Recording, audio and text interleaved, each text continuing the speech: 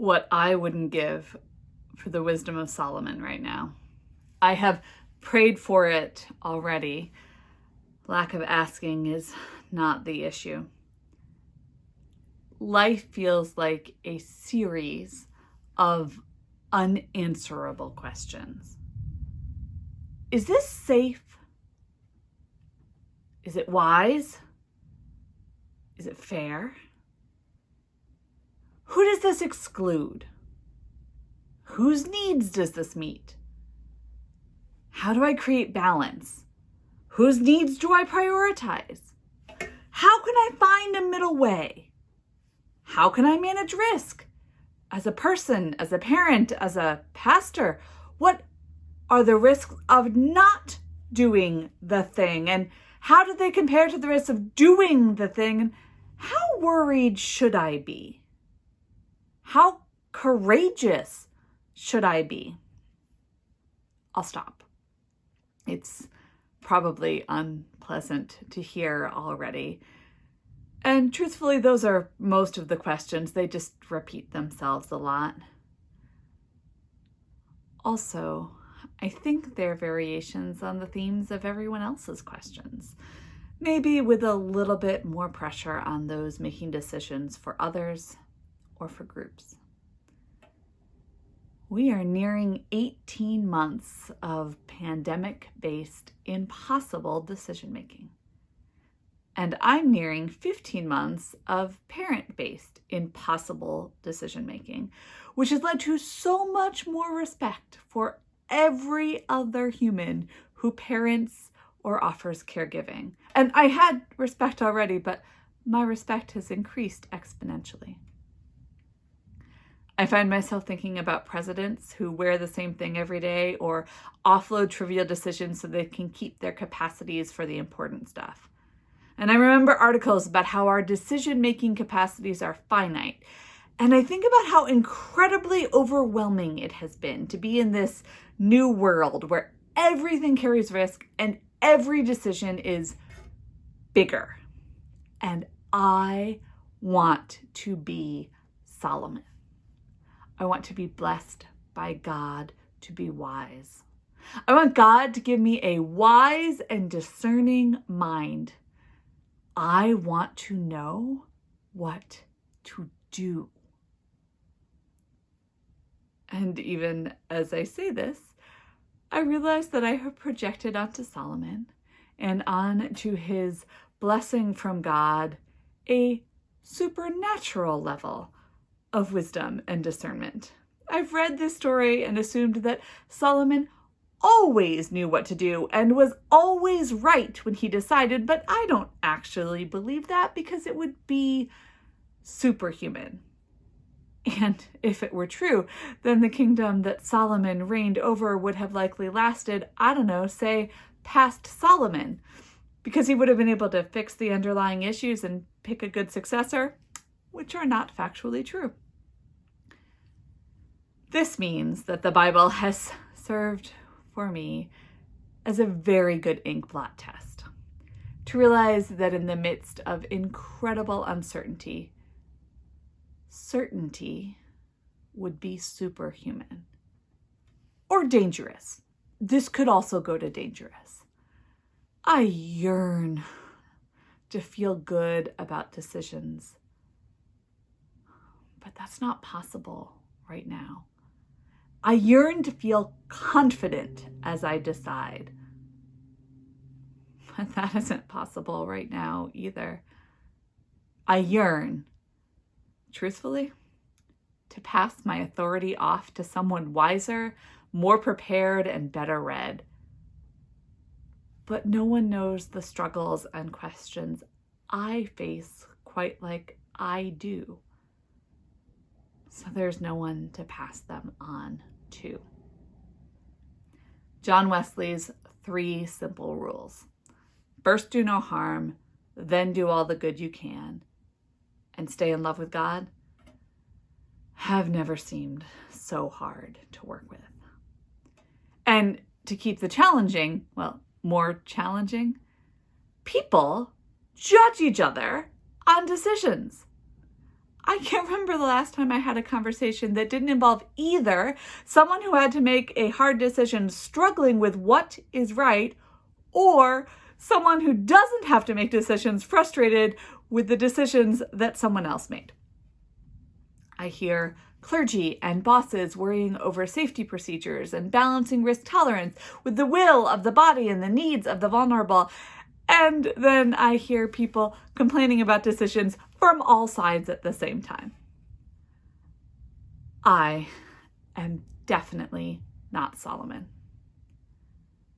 But I want to offer you some of the models and tools I bring to discernment, under the assumption that we are all bogged down under the weight of all these decisions.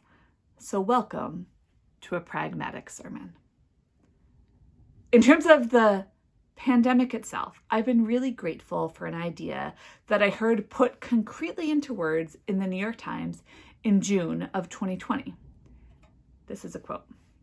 Manage your exposure budget. Risk is cumulative. Going forward, you'll need to make trade-offs, choosing activities that are important to you, like seeing an aging parent, and skipping things that might matter less, like an office going away party.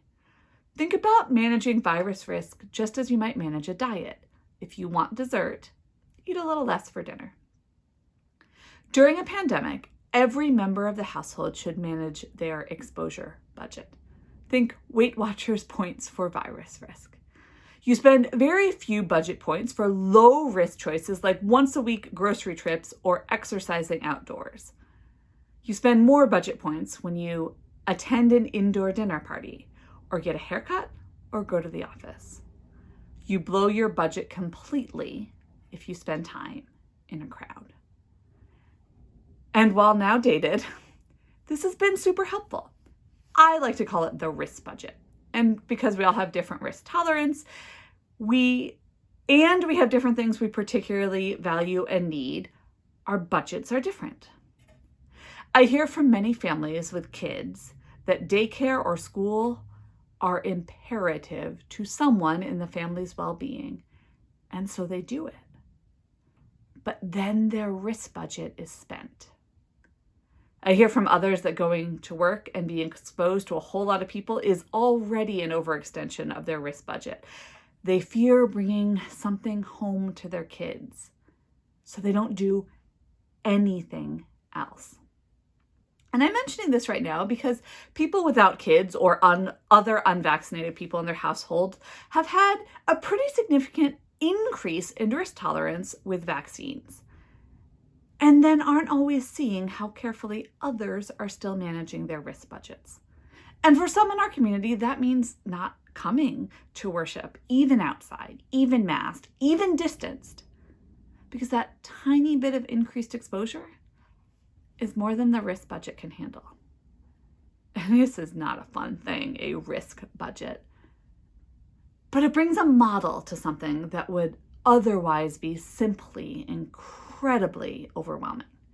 Deciding on each individual activity separately is too much for any of us.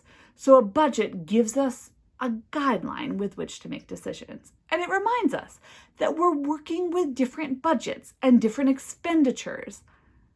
And none of us need to judge how someone else makes their decision. So, not quite the fabled wisdom of Solomon, I'll grant, but a tool nonetheless.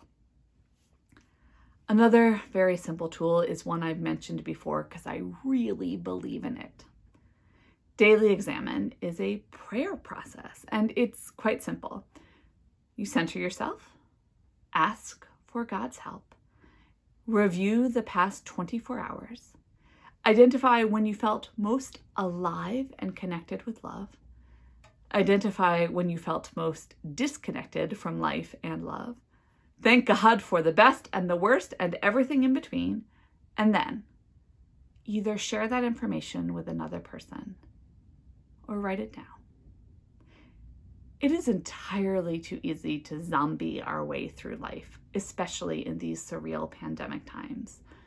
But taking the time to be reflective helps us learn about life and ourselves God, and what we value. It helps us learn what we need to change and what we actually love about our lives as they are. This is the single best discernment tool I know, although it is most useful for big, huge decisions that can be made over an extended period of time. And my third and final simple tool is one of those really deceptive ones. It's simple in idea and sort of hard in practice. It is this: trust that God is working in you and through you. That is, notice when something feels off kilter in you and trust that it's significant and it matters. And this is the most subversive thing I'm saying today. Trust the wisdom of your body to be connected to the wisdom of the divine. And when a decision brings a dull ache to your gut or any other part of your body, stop and listen. Figure out what emotions fit into that ache, and then figure out what needs are under that emotion. I have a handy dandy chart on how that can help you with that. It's in the comments. We know more than we think we do, and God often works with us in subtle and embodied ways. As we learn to trust ourselves, we are learning to trust God who is with us and for us. So friends, it doesn't feel like much, and it is definitely not that fabled wisdom of Solomon, but in the midst of unending, difficult decisions, I hope these tools are a gift for you. May God help us all as we discern. Amen.